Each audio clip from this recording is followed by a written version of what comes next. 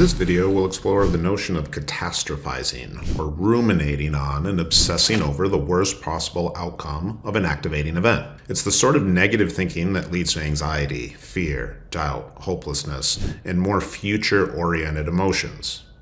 You'll learn how to combat this tendency through thinking simply about the likelihood of the worst-case scenario actually occurring versus the most likely outcome, and then planning accordingly.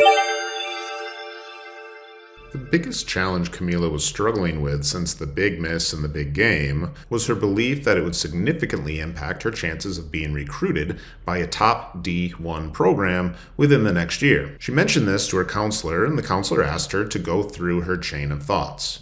She thought, I missed the shot, so I wasn't clutch, so my team lost. So college coaches will see I didn't perform under pressure, so they won't want me on their team. So I'll have to choose between a good school or a good field hockey program. So I'll have to choose the good school. So I'll have to give up my hard goals related to field hockey. So I'll be sad and miserable, so I'll never really feel happy or satisfied again. Her counselor smiled and asked how likely each of those things were to occur. Camila quickly realized that most of what she shared with the counselor was, mathematically speaking, highly unlikely to happen. As a result, she realized she was focusing on the worst possible outcome, which was creating the deep sense of anxiety that she had been experiencing. Instead, she began to focus on the most likely outcome, and then started to strategize around how she could plan and prepare for that outcome if indeed it does occur.